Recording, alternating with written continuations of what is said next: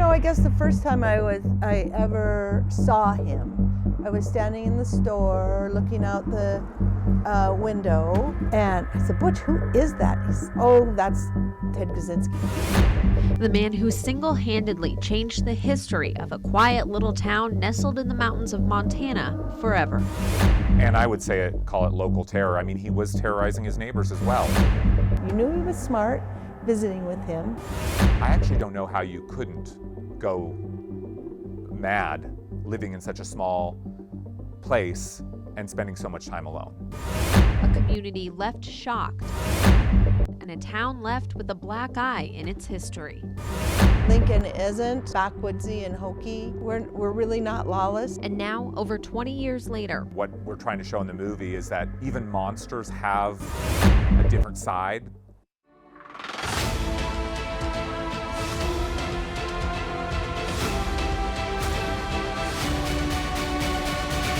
A small town, an infamous criminal, and the journey to move beyond the Unabomber.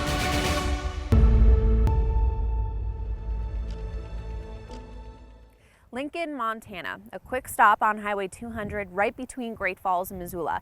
Many people around the world know it is the place where the Unabomber is from, but folks here in town tell us there's so much more to the history of Lincoln. So Lincoln is, it's constantly struggling, but it is, the people that live here are very passionate about being here. Becky Garland has lived in Lincoln almost her entire life. She says over the years, some things haven't changed much. Folks still spend time out on their front porch in the summer, taking advantage of the sun while it's still out. He's a Welsh Terrier. You can track people down by searching for their pickup trucks parked at the handful of bars on Main Street. Some of the restaurants close early sometimes because, as we were told, if no one is coming in, why stay open? But for every part of Lincoln that has stayed frozen in time, there are even bigger traits that have not only shifted, but changed Lincoln immeasurably. For one, it used to be much more than just a quick stop on Highway 200. Mining jump-started the economy, and industry later evolved into logging and timber. Throughout the 70s, Becky says that all changed, and she had a first-hand view thanks to the store her parents owned. I started after college in 1978, managing the store, and the first Kmart came in, and that was tough. So I think in the 70s, a lot of things happened, kind of the internet age and the box store age, and lots of things just kind of fell into place to rock the boat here in Lincoln. The mining dried up, and laws made it tougher to log. People slowly began leaving what was already a small town. It became the perfect place for someone who wanted to be left alone, away from technology. I guess the first time I ever saw him, I was standing in the store looking out the window, and it was a snowy spring day, miserable day, and here goes Ted up the street. And I said, "Butch, who is that?" He said, "Oh, that's Ted Kaczynski. He lives up above me." Ted Kaczynski, a man the nation would come to know as the Unabomber. Ted's homemade bombs killed 3 people and injured 23 others.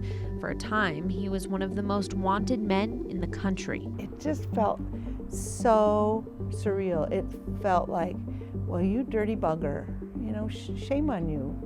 Becky and everyone else in Lincoln had no idea that the quiet man who lived alone in a one-room shack off of Stemple Pass Road was hiding in plain sight in their quiet little town.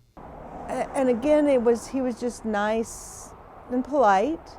I would try to make him laugh because he was such a sad and sullen kind of guy. So Lincoln let Ted live. He stayed in his small, isolated cabin in the woods, only coming to town when necessary. He tended his own garden, sharing the harvest with others in town. They later found out he was using his own feces to fertilize that garden. He rode a rickety old bike into the library, where he had conversations with the librarian and donated some of his private collection of books. If there was one thing everyone in town knew about Ted, it was his brilliance. Ted was a certified genius. He skipped 2 grades, graduating high school at the age of 15 and entering Harvard before he had a driver's license. With an IQ of 167, Ted tested 7 points higher than Albert Einstein. The newspaper, the little newspaper in Lincoln, way back when, they had a contest, and the new owners said, you know, this is kind of new to us, this writing and publishing a newspaper. We need to know what you think about our newspaper and about our writing. Ted just pulled it apart. He just said, you made 132 mistakes in this small little 8-page, grammaric mistakes in this 8-page newspaper of yours. Something like that. And I always thought that was just, you know, that was Ted. You knew he was smart. But what people didn't know was what was going on in that tiny cabin off Stemple Pass Road. Ted was quietly mixing chemicals and testing the bombs he would send across the nation. People in town later recalled hearing booms, but just assumed that it was someone in Montana sighting in their rifle for the hunting season. Inside his cabin, Ted did have hunting supplies, along with a collection of what can only be described as garbage. Milk cartons, tin cans, and plastic bags. He also had an odd pair of shoes, a pair that fit him stacked on top of a much smaller set. It was later assumed he wore these to literally cover his tracks when he was committing smaller acts of terrorism on the small town. Excerpts from Ted's handwritten journals, printed in the New York Times, provide a glimpse into the mind of the killer. Frustrating that I can't seem to make a lethal bomb. Use shotgun powder in the last, hoping it would do better than rifle powder. Revenge attempts have been gobbling much time, impeding other work. But I must succeed. Must get revenge.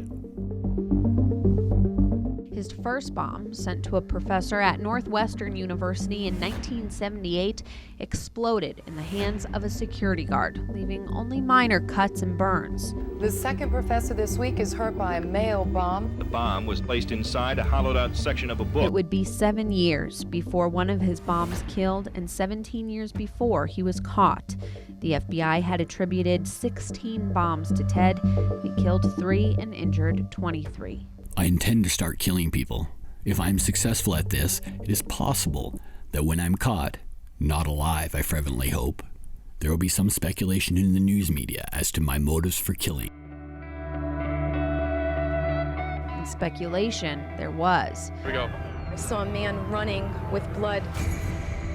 23 injuries and now a 3rd death. A storm of media descended on the quiet town of Lincoln in 1996, robbing this town of its peaceful existence in the woods of Montana. When he got caught in 1996, it was like, how in the world? I do see her posts on Facebook. Roger Day is the publisher at Blackfoot Valley Dispatch, Lincoln's current weekly newspaper.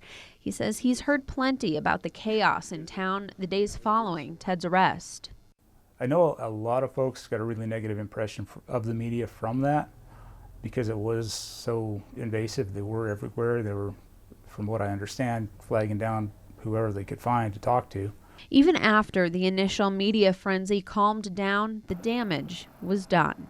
Whether people liked it or not, Lincoln, Montana was now on the map as the home of the Unabomber.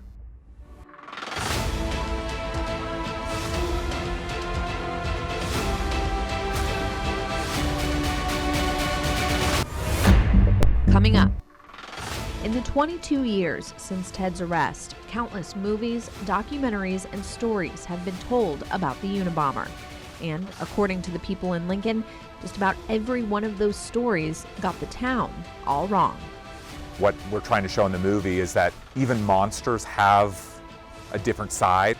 That's coming up next. We return to the special Montana Right Now presentation, Beyond the Unabomber.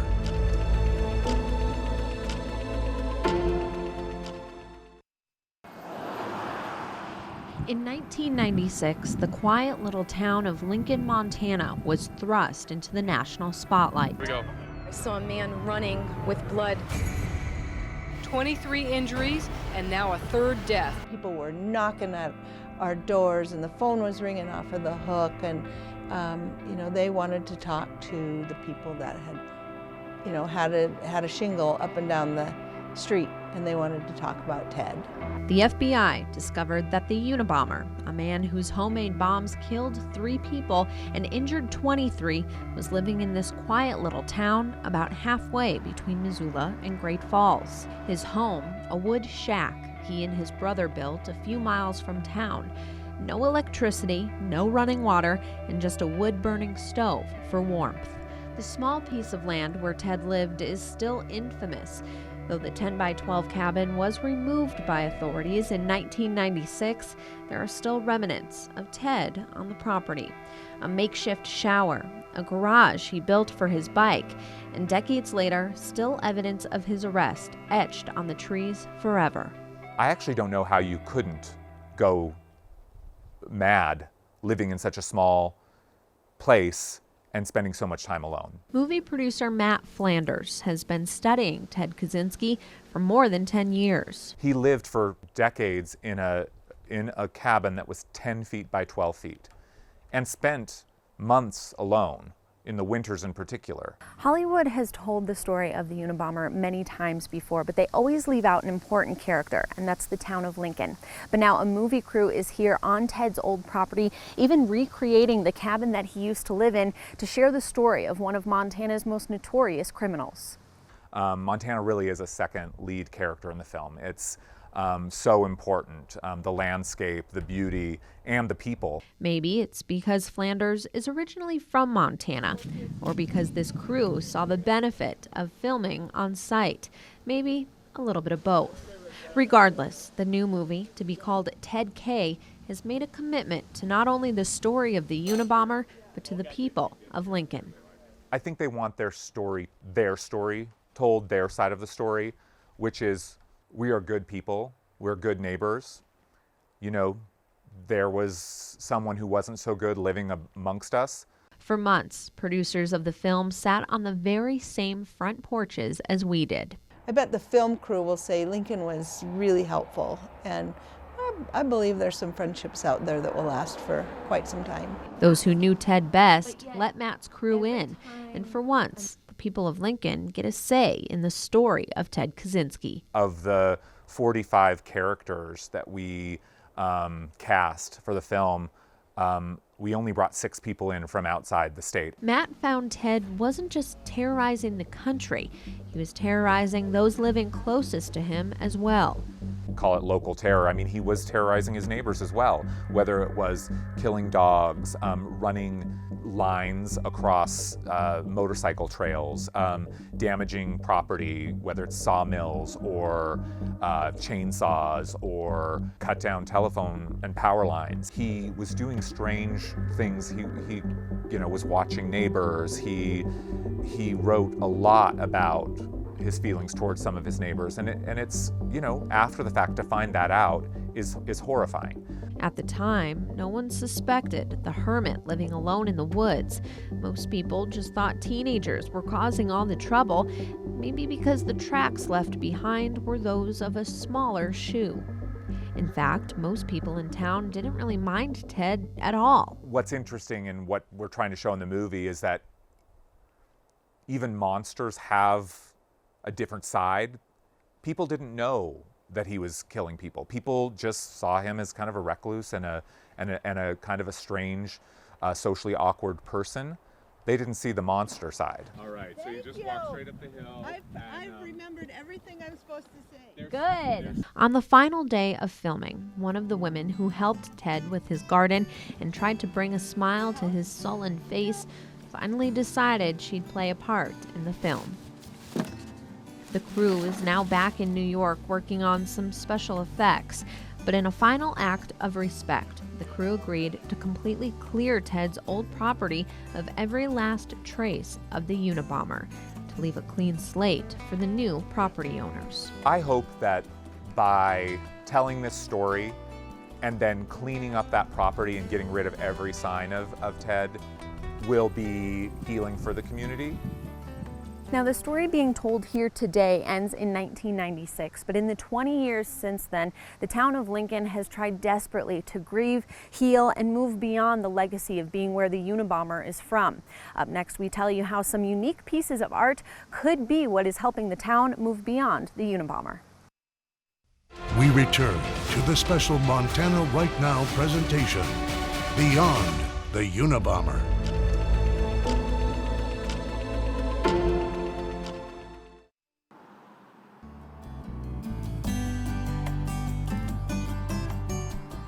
Whether it was tightening timber and mining regulations, a small town mentality, or the reputation left behind after the capture of one of the nation's most wanted criminals, the last 30 years or so haven't been easy for Lincoln.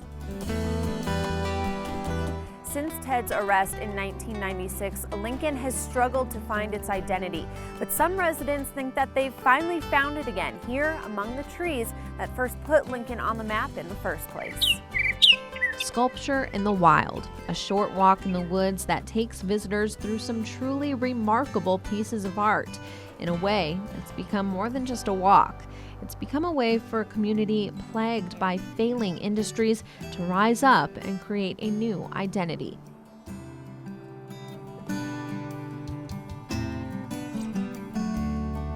In the first 7 months of this year, 17,000 people have stopped by the park.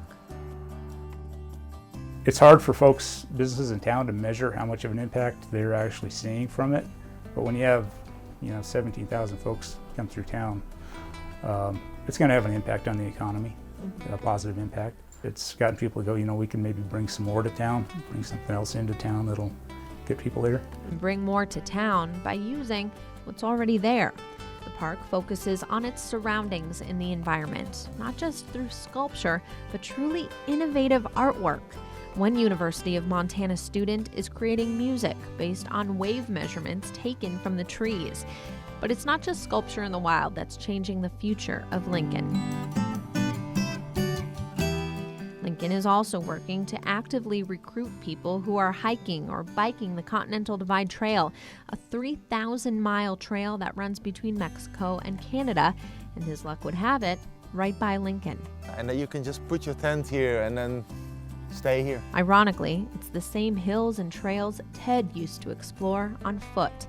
Those coming off the trail bike right past the spot where Ted's mailbox used to sit, and they see the same friendliness from the people in Lincoln. We are surprised. We were saying this morning to each other that it's so nice that that